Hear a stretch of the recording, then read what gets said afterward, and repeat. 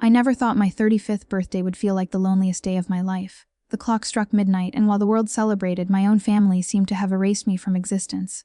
No calls, no messages, not even a single word. Then I saw the message that broke me. "We sent your sister to Rome." Rome, the city she had dreamed of visiting her whole life, and they chose to give her that happiness while completely forgetting me. Every memory of shared laughter, every promise of togetherness, suddenly felt like a cruel joke. I felt invisible, replaced, betrayed, humiliated in the most personal way possible. I sat there staring at my phone, heart pounding. Anger bubbled beneath the surface, but it was a slow, dangerous kind, the kind that didn't scream immediately, but whispered in the dark corners of your mind, plotting, calculating. They thought forgetting my birthday and favoring my sister was harmless. They had no idea this was the spark that would ignite a fire they couldn't imagine. Every polite smile I had shown them, every compromise I had made over the years, it all turned into a silent ledger of debts unpaid, and I was done paying. That night I made a decision, not a reckless one, a deliberate, slow-burning plan. I would make them remember me, not with words, not with anger, but in a way that they would feel every ounce of betrayal they had forced upon me. I opened my laptop, fingers hovering over the keyboard, a calm yet terrifying clarity in my eyes, and that's when I hit withdraw.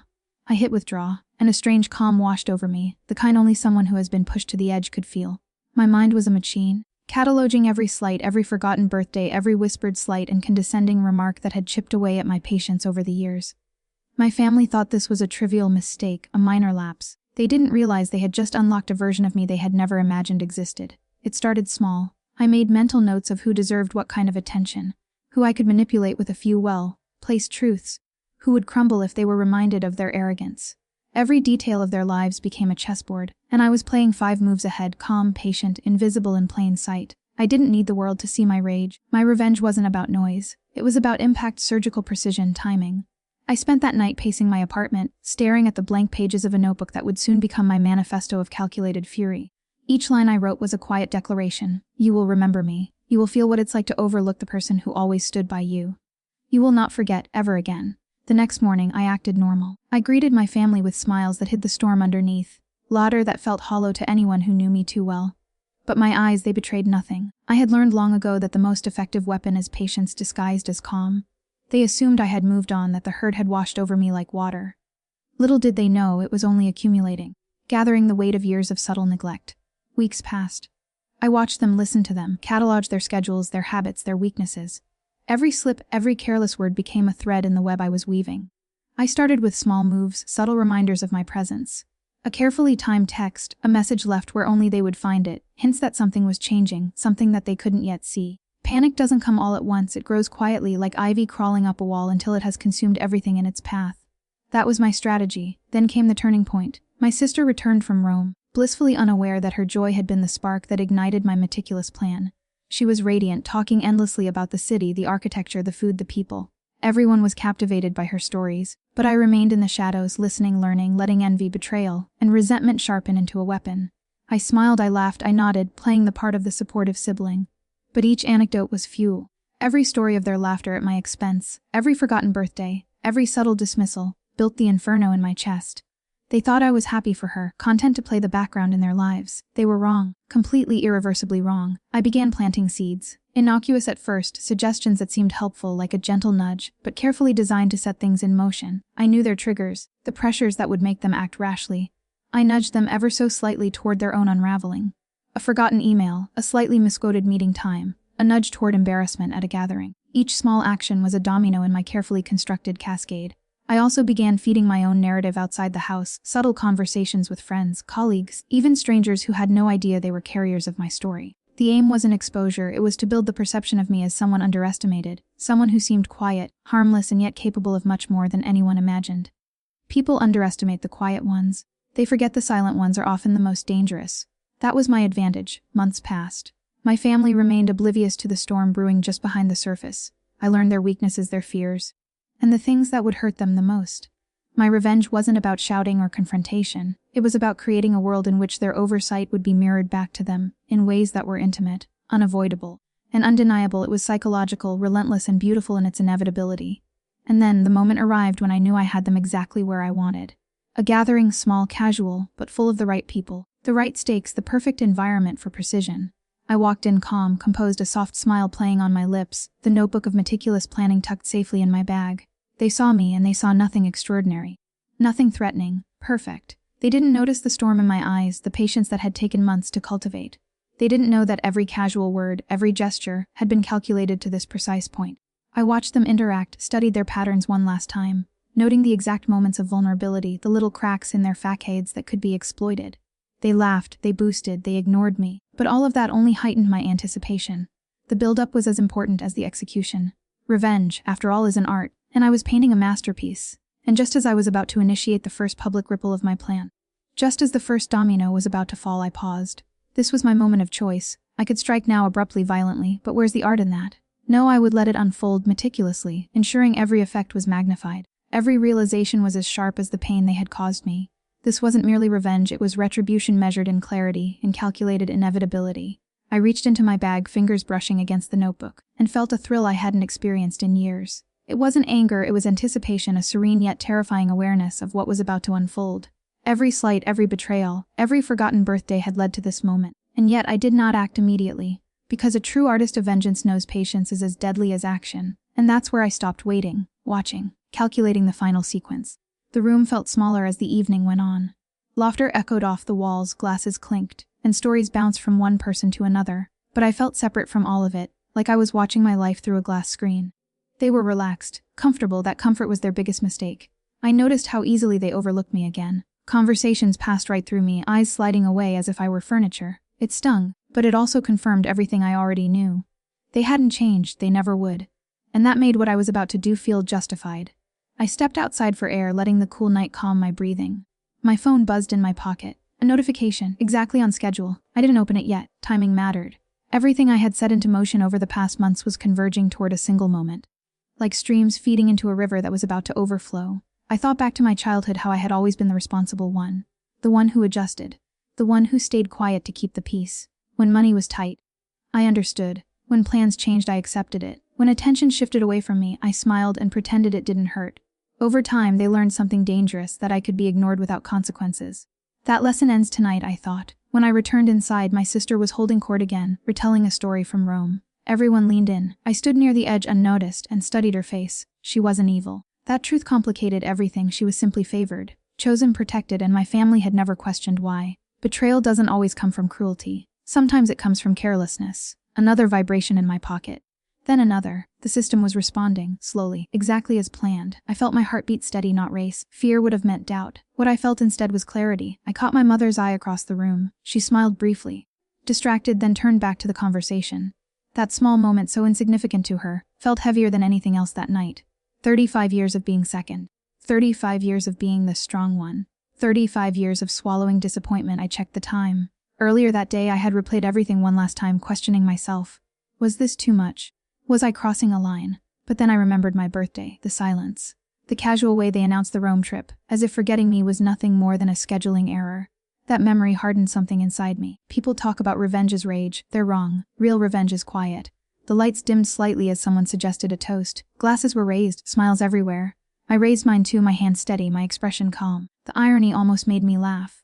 As the toast ended, the first crack appeared. A phone rang, not mine. Someone frowned, checking their screen. Confusion flickered across their face. They stepped aside, whispering urgently. Another person glanced down at their phone. Then another. The energy in the room shifted, subtle but undeniable, like a sudden drop in temperature. I stayed still. My sister's smile faltered for half a second. She noticed it too. Whispers spread. Brows furrowed, a trape the floor as someone stood up, stepping away to take a call. The laughter didn't return. The hum of conversation died into something tighter, sharper. My phone vibrated again. I finally looked. No surprise, just confirmation. I slipped the phone back into my pocket without reacting. This wasn't the moment yet. This was only the beginning, the tremor before the quake. The beauty of a well-planned collapse is that no one notices it until they're already falling. My mother approached me, her voice low. Is everything okay? I met her eyes and smiled. Why wouldn't it be? She hesitated, searching my face for something, anger, confusion, blame. She found nothing. That unsettled her more than shouting ever could. Across the room, my sister was scrolling rapidly on her phone now, color draining from her face. She looked up at me just briefly, our eyes met. For the first time that night, she really saw me. Not as the quiet sibling, not as the reliable one, but as someone she didn't fully understand. Good. The room buzzed with unease now.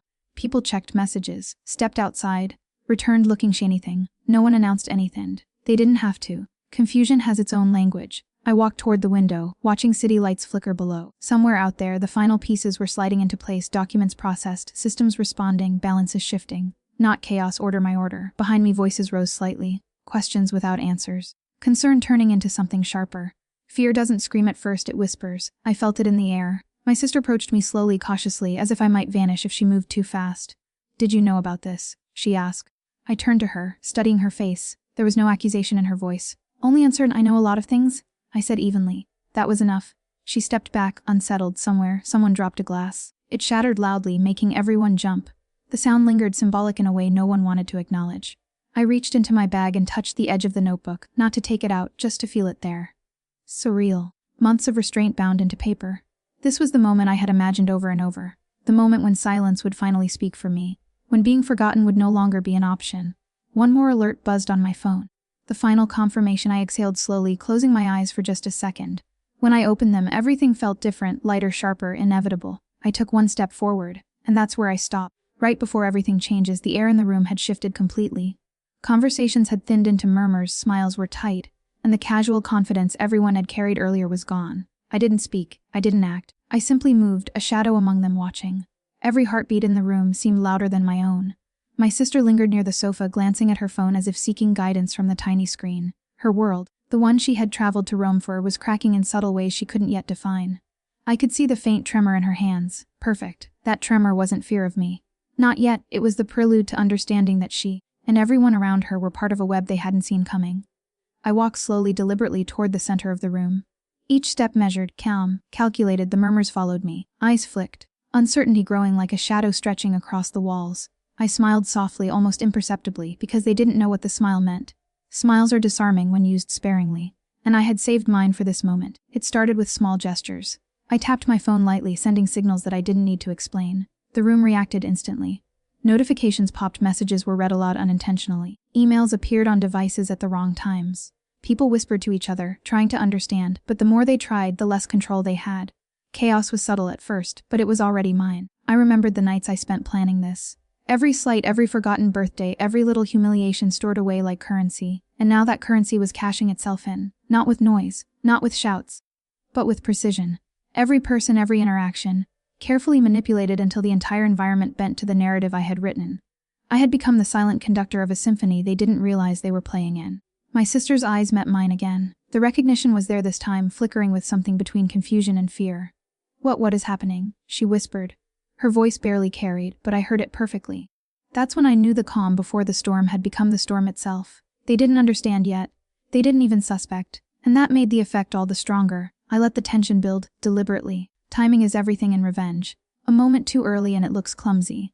A moment too late and it loses its edge. I had studied them for months, observed how they reacted under stress, how quickly they admitted confusion, how they sought guidance from each other, and more importantly, how fragile their egos were when their perceived control began to crumble.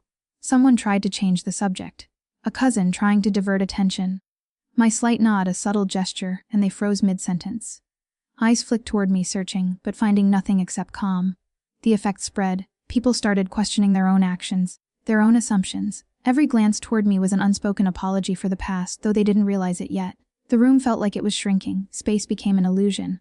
Everyone unconsciously edged away, giving me room without understanding why. That's the beauty of psychological domination. It's invisible until it's undeniable. And I had mastered it. I walked closer to my sister. She tried to keep her composure, but her breathing betrayed her. My presence alone forced her to face the reality she had ignored. The reality that the world didn't always bend in her favor, and that being favored at someone else's expense had consequences. I opened my notebook slowly, the leather cover soft under my fingers. I didn't write anything new, I didn't have to. The plan was already in motion. Everything I had done, every subtle manipulation, every careful seed planted in conversations, in technology, in perception, it had all led to this precise moment. The notebook was a symbol now, a quiet signal that I had been present all along, watching, waiting, shaping. My phone vibrated again, a single notification, but this one carried more weight than all the others, confirmation. The final dominoes were lined up. A deep, steady satisfaction filled me, not joy, not anger, satisfaction. The kind that comes from knowing that every piece is in place, that every effort, every slight endured, every quiet observation had accumulated to this crescendo. People began noticing anomalies. Minor details, a missing email, a delayed message, a miscommunicated instruction. Things that individually seemed trivial but collectively terrifying. Eyes darted around. People whispered. Someone asked a question, voice trembling. Another froze mid-step. phone in hand, reading something that shouldn't have been there. Panic spread quietly but rapidly. My sister finally spoke, voice shaky. "Arana, what's happening?" I didn't answer immediately. I let her voice linger in the air. Let the fear build. She had been the joy of the moment they all celebrated, the symbol of favor and attention. And now, she was seeing the cracks, seeing the effect of her ignorance and their oversight. "You wanted this," she whispered finally, more to herself than to me, and I let it land, let the weight of those words settle. Yes, they wanted it. They just didn't realize what it meant. Another phone buzzed. A message read aloud accidentally. The room shifted in confusion. My mother stepped forward, brow furrowed. "Is this some kind of mistake?"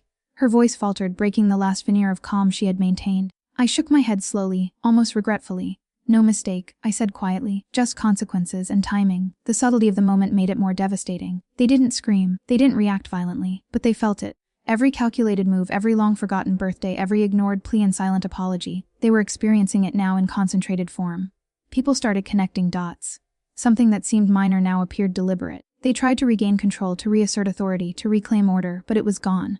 Not taken, not destroyed, just shifted. The perception had changed, and perception, once altered, is nearly impossible to reverse. I walked past my sister, brushing her arm lightly.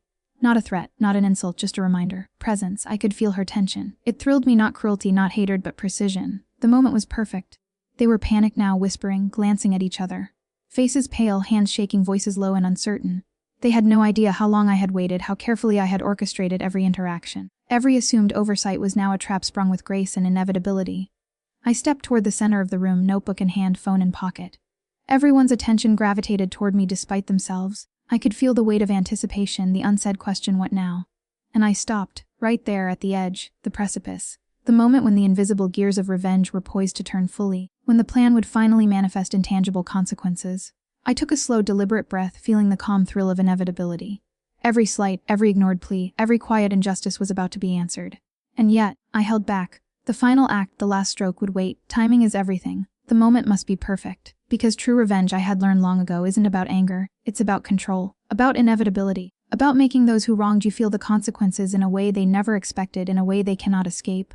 I reached for my phone again, fingers brushing the edge. Everything was ready. Every domino set. Every subtle trigger aligned. All that remained was the final push. And that push would be unforgettable. The room went quiet in a way that felt unnatural, like the air itself was holding its breath.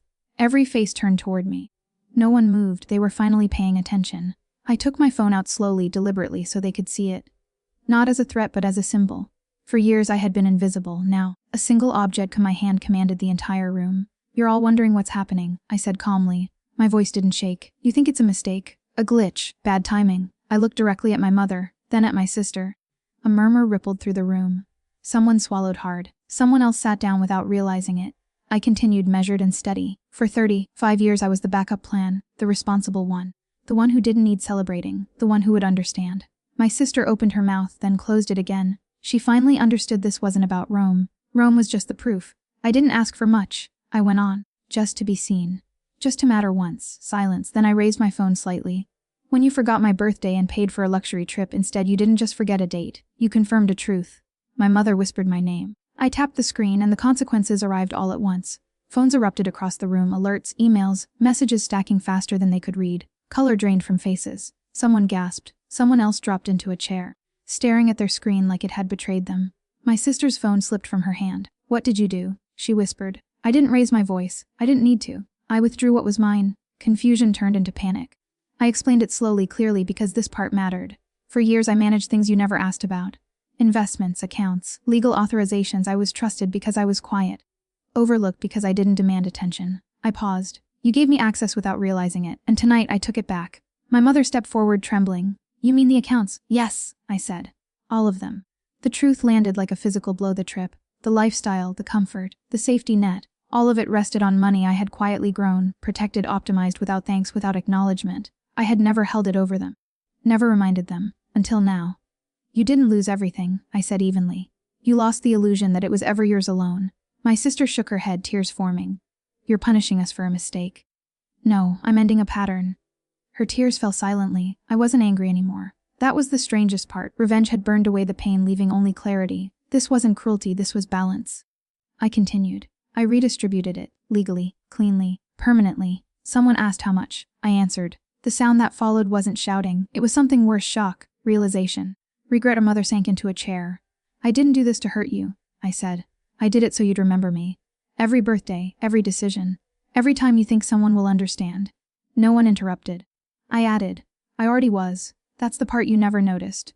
I slipped the notebook out of my bag and placed it on the table. This is every time I chose silence, every compromise. Every moment I told myself I didn't matter enough to speak up. I closed it. I'm done being quiet. I turned to my sister one last time. Rom was beautiful, wasn't it? She nodded weakly. Good, I said softly. Because that memory is everything else it changes. I walked toward the door. No one stopped me. Outside, the night air felt clean, light, free. For the first time in years, my chest didn't feel tight. The weight I had carried wasn't anger, it was invisibility. And tonight I had set it down. My phone buzzed again. Final confirmation, everything was complete. As I walked away, I didn't feel victorious. I felt whole. Revenge hadn't made me cruel. It had made me honest with myself and with them. Some lessons come with warnings. Others come with withdrawals. And they would never forget my birthday again. The end.